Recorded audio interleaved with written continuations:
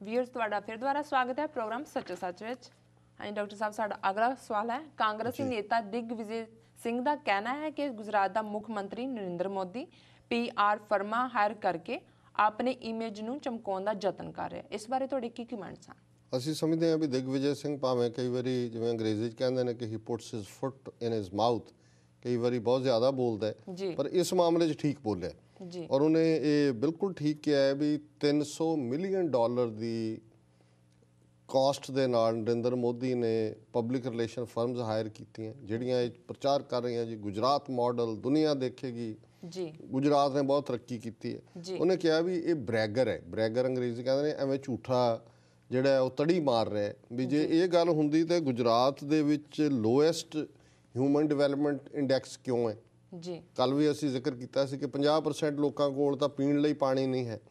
ਸੋ ਇਹ ਜਿਹੜੀਆਂ PR firms ਹੁੰਦੀਆਂ, ਜਿਵੇਂ ਜਦੋਂ ਵਾਜਪਾਈ ਪ੍ਰਧਾਨ ਮੰਤਰੀ ਸੀ ਔਰ ਇਹਨਾਂ ਨੇ ਇਲੈਕਸ਼ਨਾਂ ਆਰਡਰ ਕੀਤੀਆਂ ਤਾਂ ਉਹਨਾਂ ਨੇ PR ਫਰਮਾਂ ਹਾਇਰ ਕੀਤੀਆਂ, ਉਹਨਾਂ ਨੇ ਸਲੋਗਨ ਕਢੇ India shining, India becoming super power. ਨਤੀਜਾ ਇਹ ਹੋਇਆ ਵੀ ਹਾਰ ਗਏ ਕਿਉਂਕਿ PR ਫਰਮਾਂ ਨੇ ਤਾਂ ਇਹ ਕਹਿਣਾ ਹੁੰਦਾ ਕਿ ਜੀ ਅਸੀਂ ਤੁਹਾਨੂੰ ਲੋਕਾਂ ਨੂੰ ਦੱਸ ਰਹੇ ਹਾਂ। ਸੋ ਮੈਨੂੰ ਇਹ ਲੱਗਦਾ ਹੈ ਵੀ ਮੋਦੀ ਨੇ $300 ਮਿਲੀਅਨ ਤਾਂ ਖਰਚ ਕੀਤਾ ਕਿ ਮੈਨੂੰ ਪ੍ਰਧਾਨ ਮੰਤਰੀ ਬਣਾ ਦੇਗੀ ਸ਼ਾਇਦ, ਜਿਹੜੀ ਇਹ ਪਬਲਿਸਿਟੀ ਹੈ ਝੂਠੀ। ਪਰ ਇਸ ਦੇ ਉਲਟ ਮੈਂ ਸਮਝਦਾ ਵੀ ਇਹਨਾਂ ਦੀ ਹਕੀਕਤ ਬਾਹਰ ਆ ਰਹੀ ਹੈ, ਜਿਵੇਂ ਪਾਣੀ ਦੀ ਸਟੋਰੀ ਆਈ ਹੈ ਔਰ ਹੁਣ ਜਿਹੜਾ ਦਿਗਵਿਜੇ ਸਿੰਘ ਨੇ ਵੀ ਚੈਲੰਜ ਕੀਤਾ, ਚੰਗੀ ਗੱਲ ਹੈ।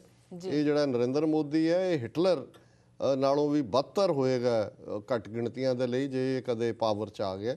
ਸੋ ਇਹ ਚੰਗਾ ਹੈ ਕਿ ਇਹਨਾਂ ਦਾ ਜਿਹੜਾ ਈਗੋ ਬੈਲੂਨ ਹੈ ਉਹਦੇ 'ਚ ਇਹਨਾਂ ਦੇ ਆਪਣੇ ਹੀ ਪੰਕਚਰ ਕਰਦੇ ਰਹਿਣ। It's a positive development. ਜੀ ਡਾਕਟਰ ਸਾਹਿਬ, ਕੇਂਦਰ ਸਰਕਾਰ ਨੇ ਬਿਹਾਰ ਨੂੰ 12,000 ਕਰੋੜ ਰੁਪਏ ਦਾ ਆਰਥਿਕ ਪੈਕੇਜ ਦੇ ਕੇ ਫਸਾਉਣ ਦਾ ਯਤਨ ਕੀਤਾ ਹੈ। ਇਸ ਬਾਰੇ ਤੁਹਾਡੇ ਕੀ ਵਿਊਜ਼ ਹਨ? ਦੇਖੋ, ਇਹ ਦੋ ਗੱਲਾਂ ਸਾਹਮਣੇ ਆਉਂਦੀਆਂ ਨੇ ਕਿ ਪੰਜਾਬ ਜਿਸ ਨੇ 65, 71 ਇਹ ਸਾਰੀਆਂ ਲੜਾਈਆਂ ਦੇ ਵੇਲੇ ਸਭ ਤੋਂ ਵੱਧ ਬਾਰਡਰ ਏਰੀਆਜ਼ ਦਾ ਨੁਕਸਾਨ ਹੋਇਆ ਜੀ, ਸਰਕਾਰੀ ਦਹਿਸ਼ਤਗਰਦੀ ਦੇ ਥੱਲੇ ਪੰਜਾਬ ਉਜੜਿਆ ਔਰ ਇਹਦੇ ਬਾਵਜੂਦ ਉਹਨਾਂ ਨੇ ਪੰਜਾਬ ਨੂੰ ਕਦੇ ਵੀ, ਅੱਜ ਵੀ ਕਹੀ ਜਾਣਗੇ ਜੀ ਤੁਹਾਡੇ ਸਿਰ ਇੰਨਾ ਕਰਜ਼ਾ ਹੈ ਇਹ ਫਲਾਣੇ ਜ਼ਮਾਨੇ ਦਾ ਜੀ, ਪਰ ਪੰਜਾਬ ਨੂੰ ਨਾ ਕਦੇ ਕੋਈ ਇੰਡਸਟਰੀਅਲ ਪੈਕੇਜ ਦਿੱਤਾ ਹੈ ਜੀ, ਨਾ ਕੋਈ ਉਹਨਾਂ ਦੇ ਲਈ ਰਾਹਤ ਦਾ ਜਾਂ ਕੋਈ ਪਲੈਨਿੰਗ ਕਮਿਸ਼ਨ ਨੇ ਦਿੱਤਾ। ਹੁਣ ਬਿਹਾਰ ਦੇ ਵਿੱਚ ਨਤੀਸ਼ ਕੁਮਾਰ ਨੇ ਇੱਕ ਰੈਲੀ ਕੀਤੀ ਦਿੱਲੀ 'ਚ, ਉਹਨਾਂ ਨੇ ਕਿਹਾ ਜੀ ਅਸੀਂ ਉਸ ਸਰਕਾਰ ਦੀ ਮਦਦ ਕਰਾਂਗੇ ਜਿਹੜੇ ਬਿਹਾਰ ਨੂੰ ਸਪੈਸ਼ਲ ਰਾਜ ਦਾ ਦਰਜਾ ਦੇਗੀ। ਹੁਣ ਕਾਂਗਰਸ ਆਪਣਾ ਕੈਲਕੂਲੇਸ਼ਨਾਂ ਲਾ ਰਹੀ ਹੈ ਕਿ 2014 ਤੋਂ ਬਾਅਦ ਜਿਹੜੀਆਂ ਨੇ ਚੋਣਾਂ ਦੇ ਨਤੀਜਿਆਂ ਤੋਂ ਬਾਅਦ ਨਤੀਸ਼ ਕੁਮਾਰ ਜਿਹੜਾ ਬੇਸ਼ੱਕ BJP ਦੇ ਨਾਲ ਸਰਕਾਰ ਬਣਾਈ ਹੋਈ ਹੈ ਉਹਨੇ ਵੀ ਇੰਡੀਕੇਸ਼ਨ ਦਿੱਤੀ ਹੈ ਕਿ ਮੈਂ ਆ ਸਕਦਾ ਤੁਹਾਡੇ ਨਾਲ ਜੀ। ਹੁਣ UP ਦੇ ਵਿੱਚ ਮੁਲਾਇਮ ਸਿੰਘ ਯਾਦਵ ਦੀ ਪਾਰਟੀ ਹੈ ਜਿਹੜੀ ਹੁਣ ਵੀ ਸਪੋਰਟ ਕਰ ਰਹੀ ਹੈ ਜਿੱਥੇ ਹਕੂਮਤ ਖੜੀ ਹੈ। ਸੋ ਉਹਨਾਂ ਨੂੰ ਵੀ, ਸੋ ਉਹਨਾਂ ਨੇ ਜਿਹੜਾ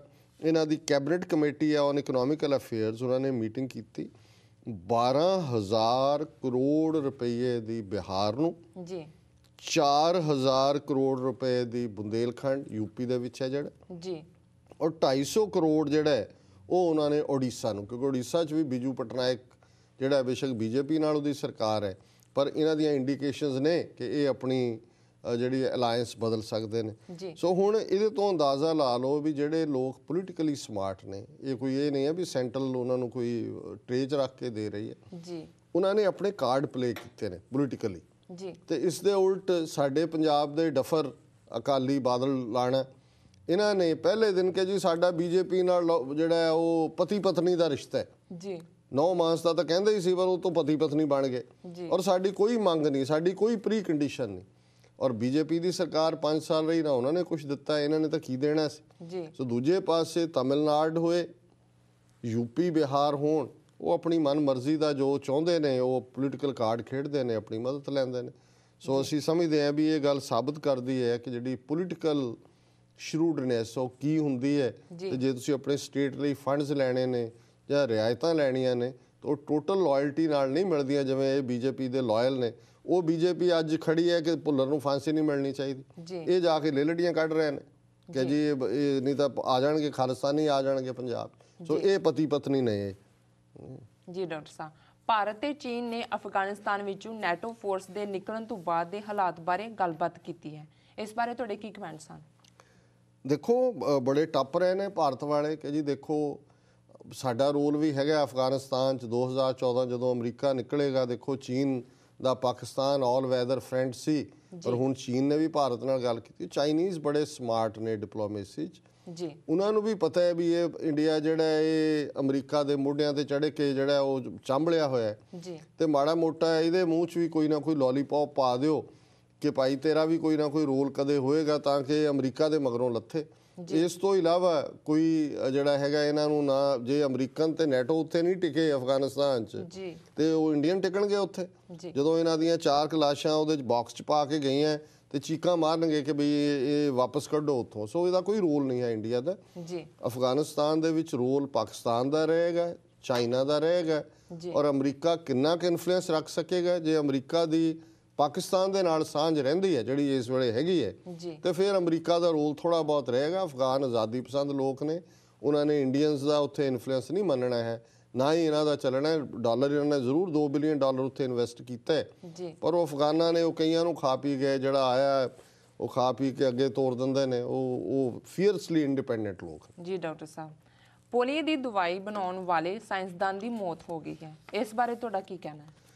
ਦੇਖੋ, ਇਸ ਖਬਰ ਨੂੰ ਵੀ ਮੈਨੂੰ ਦੁੱਖ ਹੋਇਆ ਇਸ ਲਈ ਕਿ ਅਸੀਂ ਜਦੋਂ ਕੋਈ ਸਿਆਸੀ ਬੰਦਾ ਜਿਵੇਂ ਮਾਰਗਰੇਟ ਥੈਚਰ ਜੀ ਉਹਦੀ ਮੌਤ ਹੋਈ ਹੈ ਤੇ ਕਿਵੇਂ ਉਹਨੂੰ ਸਟੇਟ ਆਨਰ ਔਰ ਆਇਰਨ ਲੇਡੀ ਦੁਨੀਆ ਭਰ ਦੇ ਵਿੱਚ ਜਿਹੜੀਆਂ ਨੇ ਤਬਸਰੇ ਹੋ ਰਹੇ ਨੇ ਜਾਂ ਦੂਜੇ ਇਹ ਜਿਹੜੇ ਲੋਕ ਨੇ ਜਿਨ੍ਹਾਂ ਨੇ ਰਾਤਾਂ ਨੂੰ ਆਪਣੀ ਨੀਂਦ ਗਵਾਈ, ਲੈਬੋਰਟਰੀਆਂ ਦੇ ਵਿੱਚ ਟੈਸਟ ਕਰਦੇ ਆ, ਕਾਢਾਂ ਕੱਢਦੇ ਆ ਜੀ, ਜਿਹਦੇ ਨਾਲ ਲੱਖਾਂ ਲੋਕ ਬਚੇ। ਹੁਣ ਇੱਕ ਜ਼ਮਾਨਾ ਸੀ ਅੱਜ ਤੋਂ 40-50 ਸਾਲ ਪਹਿਲਾਂ ਭੁੱਖਮਰੀ ਦੇ ਨਾਲ ਲੋਕ ਮਰ ਜਾਂਦੇ ਸੀ ਜੀ।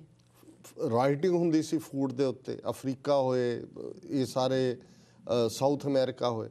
ਹੁਣ ਉਸ ਸਾਇੰਟਿਸਟ ਨੂੰ ਅਸੀਂ ਕਿਵੇਂ ਭੁੱਲ ਸਕਦੇ ਹਾਂ ਜਿਹਨੇ ਕਣਕ ਦੀ ਉਹ ਵੈਰਾਈਟੀ ਕੱਢੀ ਜਿੱਥੇ ਝਾੜ 8 ਗੁਣਾ ਹੁੰਦਾ ਸੀ। ਇੰਨਾ ਫਸਲ ਹੋਣ ਲੱਗੀ ਕਿ ਸਾਰੇ ਜਿਹੜੇ ਨੇ ਉਹ ਰੱਜ ਕੇ ਖਾਣ ਲੱਗੇ। ਜਦੋਂ ਉਹਦੇ ਤੇ ਇਤਰਾਜ਼ ਹੋਇਆ ਕਿ ਜੀ ਇਹ ਜੈਨੇਟਿਕਲੀ ਆਲਟਰਡ ਵੀਟ ਹੈ ਕਿ ਵੀ ਉਹਦੇ ਜੀਨ ਬਦਲੇ ਗਏ ਨੇ ਵੀਟ ਨੇ, ਤਾਂ ਉਹਨੇ ਬੜੀ ਸੋਹਣੀ ਗੱਲ ਕਹੀ, ਕਹਿੰਦਾ I like to see people die with the genetically altered wheat in their stomachs rather than die of hunger। ਕਿ ਭਾਈ ਜੇ ਉਹਨਾਂ ਨੇ ਮਰ ਵੀ ਗਏ, ਉਹਨਾਂ 'ਚੋਂ ਕੋਈ ਗੱਲ ਨਹੀਂ ਹੈ, ਭਰੇ ਢਿੱਡ ਤਾਂ ਜਾਣਗੇ, ਖਾਲੀ ਭੁੱਖੇ ਤਾਂ ਨਹੀਂ ਮਰਨਗੇ। ਸੋ ਅਸੀਂ ਸਮਝਦੇ ਹਾਂ ਵੀ ਇਸੇ ਤਰ੍ਹਾਂ ਜਿਹੜੇ ਪੋਲੀਓ ਦੀ ਦਵਾਈ ਬਣਾਈ। ਹੁਣ ਪੋਲੀਓ ਇੱਕ ਐਸੀ ਬਿਮਾਰੀ ਹੈ, ਬਿਮਾਰੀ ਜਿਹਦੇ ਥੱਲੇ ਹਜ਼ਾਰਾਂ ਬੱਚੇ ਜਿਹੜੇ ਨੇ ਉਹ ਸਾਰੀ ਉਮਰ ਕਿਸੇ ਦੀ ਲੱਤ ਨਹੀਂ ਹੈ, ਕਿਸੇ ਦੀ ਬਾਂਹ ਨਹੀਂ। ਅੱਜ ਵੀ ਅਸੀਂ ਪੁਰਾਣੀ ਜਨਰੇਸ਼ਨ 'ਚ ਦੇਖਦੇ ਹਾਂ ਪੋਲੀਓ ਦਾ ਸ਼ਿਕਾਰ ਸੀ। ਸੋ ਉਹਨਾਂ ਨੇ ਵੈਕਸੀਨੇਸ਼ਨ ਡਿਵੈਲਪ ਕੀਤੀ ਔਰ ਡਾਕਟਰ ਹਿਲਰੀ ਕੋਪਰਵਾਸਕੀ ਇਹ ਅਮਰੀਕਨ ਸਨ ਔਰ ਉਹਨਾਂ ਦੀ 96 ਸਾਲ ਦੀ ਉਮਰ 'ਚ ਜਿਹੜੀ ਹੈ ਉਹ ਫਿਲਾਡੈਲਫੀਆ ਦੇ ਵਿੱਚ ਡੈਥ ਹੋਈ ਹੈ। ਸੋ ਉਹਨਾਂ ਨੂੰ ਜਿਹੜਾ ਪੋਲੀਓ ਦੀ ਦਵਾਈ ਜਿਹੜੀ ਮੂੰਹ ਦੇ ਰਾਹੀਂ ਦਿੱਤੀ ਜਾਂਦੀ ਹੈ, ਓਰਲ ਵੈਕਸੀਨੇਸ਼ਨ ਹੈ, ਉਸ ਦਾ ਪਿਤਾਮਾ ਕਿਹਾ ਜਾਂਦਾ। ਔਰ ਉਹਨਾਂ ਨੇ 1950 ਦੇ ਵਿੱਚ ਪਹਿਲੀ ਵਾਰ ਇਹ ਬੜਾ ਸਫਲ ਇਸ ਦਾ ਪ੍ਰੀਖਣ ਕੀਤਾ ਸੀ ਔਰ ਉਹਨਾਂ ਨੇ ਫਿਰ ਹੌਲੀ ਹੌਲੀ ਆਪਣੇ ਉਸ ਵੈਕਸੀਨੇਸ਼ਨ ਨੂੰ ਓਰਲ ਨੂੰ ਦੁਨੀਆ ਦੇ ਸਾਹਮਣੇ ਲਿਆਂਦਾ ਔਰ ਨਤੀਜੇ ਦੇ ਤੌਰ ਤੇ ਕਰੋੜਾਂ ਬੱਚਿਆਂ ਨੂੰ ਉਸ ਨਾਮੁਰਾਦ ਜਿਹਦੇ ਥੱਲੇ ਉਹਨਾਂ ਦੀਆਂ ਲੱਤ ਬਾਂਹ ਜਾਂਦੀ ਰਹਿੰਦੀ ਸੀ ਉਸ ਬਿਮਾਰੀ ਤੋਂ ਭਵਿੱਖ ਦੇ ਲਈ ਵੀ ਛੁਟਕਾਰਾ ਮਿਲਿਆ। ਸੋ ਮੈਂ ਸਮਝਦਾ ਹਾਂ ਵੀ ਡਾਕਟਰ ਹਿਲਰੀ ਕੋਪਰਵਾਸਕੀ ਦਾ ਜਾਣਾ ਦੁਨੀਆ ਦੇ ਵਿੱਚ, ਦੁਨੀਆ ਤੋਂ ਜਾਣਾ ਇੱਕ ਬਹੁਤ ਵੱਡੀ ਘਟਨਾ ਔਰ ਇਸ ਲਈ ਇਹਨਾਂ ਨੂੰ ਮੈਂ ਅੱਜ ਦੇ ਆਪਣੀ ਜਦੋਂ ਅਸੀਂ ਵਿਚਾਰ ਚਰਚਾ ਕਰ ਰਹੇ ਹਾਂ ਇਸ ਦੇ ਲਈ ਚੁਣਿਆ ਜੀ। ਡਾਕਟਰ ਸਾਹਿਬ ਤੁਹਾਡਾ ਬਹੁਤ ਬਹੁਤ ਧੰਨਵਾਦ, ਤੁਸੀਂ ਸਾਡੇ ਸਵਾਲਾਂ ਦੇ ਜਵਾਬ ਦਿੱਤੇ ਤੇ ਤੁਸੀਂ ਸਾਨੂੰ ਸਾਡੇ ਦਰਸ਼ਕਾਂ ਨੂੰ ਦੱਸੋ ਅੱਜ ਦਾ ਵਿਚਾਰ। ਦੇਖੋ, ਅਸੀਂ ਉਸੇ ਹੀ ਸਾਰੀ ਕੌਮ ਅੱਜ ਜਿਵੇਂ ਰੋਸ ਦਿਵਸ ਮਨਾਇਆ ਉਸੇ ਮਨੋਵੇਗ 'ਚੋਂ ਲੰਘ ਰਹੇ ਹਾਂ, ਭਾਵਨਾਵਾਂ 'ਚੋਂ ਲੰਘ ਰਹੇ ਹਾਂ। ਤੇ ਗੁਰੂ ਤੇਗ ਬਹਾਦਰ ਸਾਹਿਬ ਜਿਨ੍ਹਾਂ ਦਾ ਪ੍ਰਕਾਸ਼ ਦਿਵਸ ਪਿਛਲੇ ਦਿਨੀ ਮਨਾਇਆ ਗਿਆ, ਉਹਨਾਂ ਦਾ ਜ਼ਿਕਰ ਅਸੀਂ ਕਰਦੇ ਹਾਂ। ਕੱਲ੍ਹ ਭੈ ਕਾਹੂ ਕੋ ਦੇਤ ਨੈ ਭੈ ਮਾਨਤ ਆਨ ਦਾ ਜ਼ਿਕਰ ਕੀਤਾ ਸੀ ਉਹਨਾਂ ਦੇ ਫਰਮਾਨ ਦਾ। ਤੇ ਅੱਜ ਵੀ ਉਹਨਾਂ ਦੀ 9ਵੇਂ ਮਹੱਲੇ ਦੇ ਸ਼ਲੋਕ ਜਿਹੜੇ ਗੁਰੂ ਗ੍ਰੰਥ ਸਾਹਿਬ ਜੀ ਦੇ ਪਾਠ ਦੇ ਭੋਗ ਵੇਲੇ ਪੜ੍ਹੇ ਜਾਂਦੇ ਨੇ, ਉਹਨਾਂ ਨੂੰ ਵੀ ਮੈਂ ਦੁਹਰਾਵਾਂਗਾ ਇਹ ਦੱਸਣ ਦੇ ਲਈ ਕਿ ਬਲਹੀਣ ਹੋਣਾ, ਨਿਤਾਣਾ ਹੋਣਾ ਕੀ ਹੁੰਦਾ ਤੇ ਜਦੋਂ ਤੁਸੀਂ ਬਲਵਾਨ ਹੁੰਦੇ ਹੋ, ਤਾਕਤਵਰ ਹੁੰਦੇ ਹੋ, ਫਿਰ ਕੀ ਹੁੰਦਾ ਜੀ। ਸੋ ਪਹਿਲੇ ਸ਼ਲੋਕ ਦੇ ਵਿੱਚ ਗੁਰੂ ਸਾਹਿਬ ਨੇ ਫਰਮਾਇਆ ਕਿ ਜਦੋਂ ਤੁਹਾਡੇ ਕੋਲ ਕੁਛ ਨਹੀਂ ਹੁੰਦਾ ਜੀ ਤੇ ਫਿਰ ਤੁਸੀਂ ਕਿਵੇਂ ਦੂਸਰਿਆਂ ਦੇ ਆਸਰੇ ਤੇ ਹੁੰਦੇ ਹੋ। ਬਲ ਛੁੱਟ ਕਿਉ ਬੰਧਨ ਪਰੈ ਕਛੂ ਨ ਹੋਤ ਉਪਾਏ, ਕਹੋ ਨਾਨਕ ਅਬ ਓਟ ਹਰ ਗੱਜ ਜਿਉ ਹੋ ਸਹਾਏ। फिर अगला श्लोक है, बल होआ बंधन छुटै सब किछ होत उपाय, नानक सब किछ तुम रहे हाथ में तुम ही होत सहाय। कि जदों बल नहीं हुंदा, बल छुट क्यों ताकत ना होए, फिर बंधन पै जाते हैं, गुलामी पै दे जड़ियां ने बेड़ियां पै जांदियां ने, गुलामी ਦੀਆਂ ਹੱਥਕੜੀਆਂ ਲੱਗ ਜਾਂਦੀਆਂ ਨੇ ਜੀ, ਔਰ ਇੱਕ ਬੇਬਸੀ ਆ ਜਾਂਦੀ ਹੈ ਕਿਉਂਕਿ ਤੁਸੀਂ ਨਿਤਾਣੇ ਹੋ। ਇਹ ਕੌਮੀ ਜ਼ਿੰਦਗੀ 'ਚ ਵੀ ਟਰੂ ਹੈ, ਇਹ ਬਚਪਨ ਜਵਾਨੀ ਬੁਢਾਪਾ ਇਹਦੇ 'ਚ ਵੀ ਟਰੂ ਹੈ। ਜਵਾਨੀ 'ਚ ਅਸੀਂ ਬਲਵਾਨ ਹੁੰਦੇ ਹਾਂ ਜੀ, ਬਲ ਹੁੰਦਾ ਹੈ, ਅਸੀਂ ਸਮਝਦੇ ਹਾਂ ਵੀ ਅਸੀਂ ਫੁੱਲ ਆਫ ਐਨਰਜੀ ਹੈ। ਜੀ, ਫਿਰ ਹੌਲੀ ਹੌਲੀ ਹੌਲੀ ਜਿਵੇਂ ਗੁਰਬਾਣੀ 'ਚ ਫਿਰ ਉਹ ਹਾਲਤ ਛਿਨ ਛਿਨ ਤਨ ਛੀਜੈ ਜਰਾ ਜਨਾਵੈ ਤਬ ਤੇਰੀ ਓਖ ਕੋਈ ਪਾਣੀ ਉਹ ਨਾ ਪਾਵੇ। ਕਿ ਵੀ ਛਿਨ ਛਿਨ ਕਰਕੇ ਤਨ ਜਾਂਦਾ ਹੈ, ਫਿਰ ਉਹ ਸਟੇਜ ਆ ਜਾਂਦੀ ਹੈ ਕਿ ਆਪ ਤਾਂ ਬੰਦਾ ਪਾਣੀ ਪੀਣ ਜੋਗਾ ਨਹੀਂ ਹੁੰਦਾ, ਫੜਨ ਜੋਗਾ ਵੀ ਨਹੀਂ ਹੁੰਦਾ। ਜਿਵੇਂ ਬਾਬਾ ਫਰੀਦ ਦਾ ਅਸੀਂ ਦੁਹਰਾਇਆ ਸੀ ਕਿ ਫਰੀਦਾ ਇੰਨੀ ਨਿੱਕੀ ਜੰਗੀ ਹੈ ਥਲ ਡੂਗਰ ਪਵਿਓਮ, ਅੱਜ ਫਰੀਦਾ ਕੂਜੜਾ ਸੋਏ ਕੋਹਾਂ ਥੀ ਓਮ। ਕਹਿਣਾ ਮੈਂ ਨਿੱਕੀਆਂ ਲੱਤਾਂ ਦੇ ਨਾਲ ਪਹਾੜ ਚੜ੍ਹੇ, ਕਿੰਨੀ ਧਰਤੀ ਗਾਈ, ਅਤੇ ਅੱਜ ਮੇਰਾ ਉਹ ਕੁੱਜਾ ਪਾਣੀ ਦਾ ਲੋਟਾ ਮੇਰੇ ਸਾਹਮਣੇ ਪਿਆ ਅਤੇ ਉਹ ਮੈਨੂੰ ਜਿਹੜਾ ਉਹ 100 ਮੀਲ ਦੂਰ ਨਜ਼ਰ ਆਉਂਦਾ। ਸੋ ਇੱਥੇ ਵੀ ਹਾਲਤ ਇੰਡੀਵਿਜੂਅਲ ਵੀ ਜੀ, ਬਲ ਛੁਟਕਿਓ ਬੰਧਨ ਪਰੈ ਕਛੂ ਨਾ ਹੋਤ ਉਪਾਏ, ਕਹੋ ਨਾਨਕ ਅਪ ਓਟ ਹਰ ਗੱਜ ਜਿਉ ਹੋ ਸਹਾਏ। ਇਹ ਇੱਕ ਮਿਥਿਹਾਸਕ ਕਹਾਣੀ ਹੈ ਕਿ ਕਿਵੇਂ ਰੱਬ ਨੇ ਗੱਜ ਦੀ ਹਾਥੀ ਰੂਪ ਦੇ ਵਿੱਚ ਮਦਦ ਕੀਤੀ। ਸੋ ਇਹ ਰੱਬ ਦੇ ਵੱਲ ਹੈ ਕਿ ਬਈ ਆਪਣਾ ਆਪ ਅਸੀਂ ਰੱਬ ਦੇ ਸਹਾਰੇ ਰੱਖ ਦਿੰਦੇ, ਪਰ ਨਾਲ ਇਸ ਦਾ ਫਿਰ ਜਵਾਬ ਵੀ ਦਿੱਤਾ ਹੈ ਕਿ ਬਲ ਹੋਆ ਬੰਧਨ ਛੁਟੈ ਸਭ ਕੁਛ ਹੋਤ ਉਪਾਏ। ਜੀ, ਜੇ ਰੱਬ ਦੇ ਨਾਨਕ ਸਭ ਕੁਛ ਤੁਮ ਰਹੇ ਹਾਥ ਮੈਂ ਤੁਮ ਹੀ ਹੋਤ ਸਹਾਏ। ਰੱਬ ਦਾ ਆਸਰਾ ਤੱਕ ਕੇ, ਰੱਬ ਤੇ ਭਰੋਸਾ ਕਰਕੇ, ਰੱਬ ਦੇ ਉੱਤੇ ਪੂਰੀ ਅਮਨਾ ਕਰਕੇ ਜੇ ਅਸੀਂ ਹਿੰਮਤ ਦੇ ਨਾਲ ਖਲੋਈਏ ਤੇ ਫਿਰ ਉਹ ਬਲ ਸਾਡੇ 'ਚ ਸਿੰਜਰੇਗਾ, ਉਹ ਬਲ ਸਾਡੇ 'ਚ ਪੈਦਾ ਹੋਏਗਾ। ਬਲ ਹੋਆ ਬੰਧਨ ਛੁਟੇ, ਫਿਰ ਇਹ ਗੁਲਾਮੀ ਦੇ ਸੰਗਲ ਕੱਟੇ ਜਾਣਗੇ, ਇਹ ਜਿਹੜਾ ਪਰ ਵਸ ਪੈਣਾ ਇਸ 'ਚੋਂ ਅਸੀਂ ਨਿਜਾਤ ਪਾਵਾਂਗੇ। ਸਭ ਕੁਛ ਹੋਤ ਉਪਾਏ, ਫਿਰ ਸਾਰੇ ਮੀਨਸ ਸਾਰੇ ਦਰਵਾਜ਼ੇ ਸਾਡੇ ਲਈ ਖੁੱਲ੍ਹੇ ਹੋਣਗੇ। ਸੋ ਅਸੀਂ ਅੱਜ ਕੌਮੀ ਤੌਰ ਦੇ ਉੱਤੇ ਸਾਡਾ ਇੱਕ ਨੌਜਵਾਨ ਵੀਰ ਜਿਸ ਦੀ ਸਾਰੀ ਜਵਾਨੀ ਹਿੰਦੁਸਤਾਨ ਦੀਆਂ ਜੇਲ੍ਹਾਂ ਨੇ ਖਾ ਲਈ, ਉਸ ਨੂੰ ਉਸ ਬੰਦੀ ਹਾਲਤ ਦੇ ਵਿੱਚ ਦੇਖ ਰਹੇ ਹੈ, ਬਿਮਾਰ ਹਾਲਤ ਦੇ ਵਿੱਚ ਦੇਖ ਰਹੇ ਹੈ, ਔਰ ਦੁਸ਼ਮਣ ਉਸ ਬੰਦੀ ਔਰ ਬਿਮਾਰ ਆਦਮੀ ਨੂੰ ਵੀ ਫਾਂਸੀ ਦੇ ਰੱਸੇ ਦੇ ਉੱਤੇ ਜਿਹੜਾ ਹੈ ਉਹ ਚੜ੍ਹਿਆ ਦੇਖਣਾ ਚਾਹੁੰਦਾ ਹੈ। ਅਤੇ ਅਸੀਂ ਸਿਰਫ ਪੁਕਾਰ ਕਰ ਰਹੇ ਹਾਂ ਕਿ ਜੀ ਇਸ ਨੂੰ ਛੱਡ ਦਿਓ, ਡੈਥ ਸੈਂਟੈਂਸ ਖਤਮ ਹੋ ਜਾਏ, ਫਲਾਣਾ ਹੋ ਜਾਏ। ਔਰ ਮੈਂ ਅੱਜ ਵੀ ਪ੍ਰੋਟੈਸਟ ਜਿੱਥੇ ਨਿਊਯਾਰਕ ਸੀ ਆਪਣੇ ਐਡਰੈਸ ਦੇ ਵਿੱਚ ਇਹ ਗੱਲ ਕਹੀ ਸੀ ਕਿ ਅਸੀਂ ਨਾ ਮੰਗਤੇ ਹੈ ਨਾ ਭਿਖਾਰੀ ਹੈ, ਅਸੀਂ ਕੋਈ ਮਰਸੀ ਕੋਈ ਇਹਦੇ 'ਚ ਅਸੀਂ ਯਕੀਨ ਨਹੀਂ ਰੱਖਦੇ।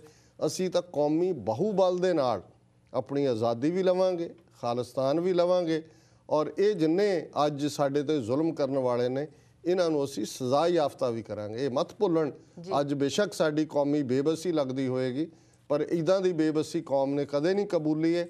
ਖਾਲਸਾ ਜਾਂ ਬਾਦਸ਼ਾਹ ਹੈ ਜਾਂ ਬਾਗੀ ਹੈ, ਅਸੀਂ ਬਾਗੀ ਹੈ। ਤੁਸੀਂ ਠੀਕ ਹੈ, ਤੁਸੀਂ ਆਪਣਾ ਕੰਮ ਕਰੋ, ਤੁਹਾਡੇ ਲਈ ਬਾਗੀਆਂ ਨੂੰ ਫਾਇਦੇ ਲਾਉਣਾ ਇਹ ਤੁਹਾਡਾ ਕੰਮ ਹੈ, ਜਾਂ ਤੁਹਾਡਾ ਇਹ ਨਿਸ਼ਚਾ ਹੋਏਗਾ ਕਿ ਇਸ ਤਰੀਕੇ ਨਾਲ ਤੁਸੀਂ ਆਪਣੇ ਇਸ ਜ਼ਾਲਮ ਰਾਜ ਨੂੰ ਬਚਾ ਸਕਦੇ ਹੋ। ਪਰ ਸਾਨੂੰ ਸਾਡੇ ਗੁਰੂ ਨੇ ਸਿਖਾਇਆ ਹੋਇਆ ਕਿ ਅਲਟੀਮੇਟਲੀ ਰਾਜ ਕਰੇ ਹੈ ਇੱਕ ਹੈ, ਲੜ ਮਰੇ ਹੈ। ਜਾਂ ਅਸੀਂ ਲੜਦੇ ਮਰਾਂਗੇ ਤੇ ਜਾਂ ਅਸੀਂ ਰਾਜ ਕਰਾਂਗੇ।